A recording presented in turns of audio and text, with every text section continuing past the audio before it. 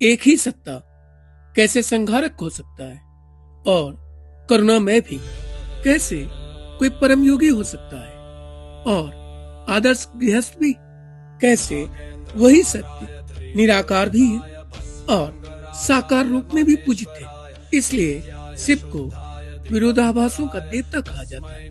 लेकिन क्या ये विरोधाभास है या वेदांत की गहरी सच्चाई?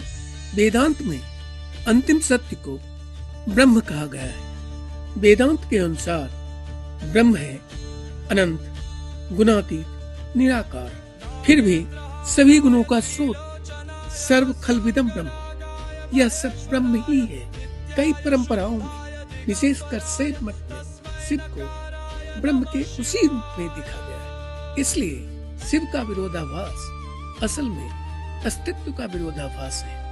शिव को संहारक कहा जाता है, पर असल में वे क्या नष्ट करते हैं? शिव नष्ट करते हैं अहंकार, अज्ञान, माया।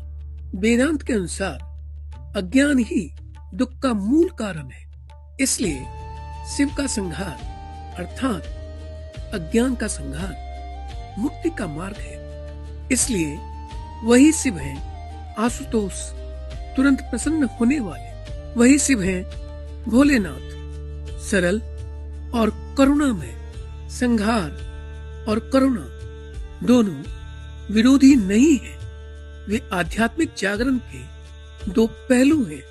शिव कैलाश पर्वत पर ध्यान मग्न योगी है, भस्म धारण करते हैं, विलासिता से दूर रहते हैं। फिर भी वो पार्वती के पति हैं, गणेश और कार्तिकेय के पिता हैं। क्यों? वेदांत कहता है ब्रह्म किसी भूमिका में सीमित नहीं है। शिव दिखाते हैं कि दुनिया में रहकर भी उसे आसक्त हुए बिना जिया जा सकता है। इसलिए सच्चा संन्यास भीतर का है, बाहर का नहीं है। वेदांत दो रूपों की बात करता है, निर्गुण ब्रह्म, बिना रूपों का, सगुण ब्रह्म, गुण सहित। शिव दोनों रूपों का प्रतीक है। निर्गुण ब्रह्म, सगुण ब्रह्म। चेतना के रूप में वे निराकार हैं, तो वहीं नटराज के रूप में वे ब्रह्मांडीन नर्तक हैं, तो लिंग के रूप में वे अनंत सत्य का प्रतीक है। विरोधाभास इसलिए भी है कि भाषा अनंत को पूर्णतः व्यक्त नहीं कर सकती।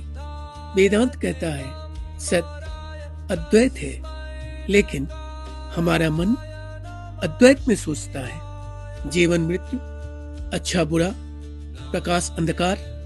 शिव तो इन विरोधों के संगम पर खड़े हैं। गले में सर, मृत्यु का प्रतीक, जटाओं में गंगा, जीवन का प्रतीक। एक ओर समाधि तो दूसरी ओर तांडव। शिव सिखाते हैं कि विरोधी तत्व एक दूसरे के शत्रु नहीं, वे एक ही सत्य के पूरक हैं। शिव विरोधाभासी नहीं, वे पूर्ण हैं। विरोधाभास हमारी दृष्टि में है, वे समग्रता के प्रतीक हैं। शिव सभी विरोधाभासों के पीछे छिपी एकता है, वे अद्वैत हैं। इसलिए शिव केवल पूजनीय देवता नहीं, वे अस्तित्व के गहनतम सत्य का प्रतीक हैं। आप देख रहे थे S Chandra literature online. Video को लाइक कीजिए, चैनल को सब्सक्राइब कीजिए ऐसे ही आध्यात्मिक चर्चा के लिए।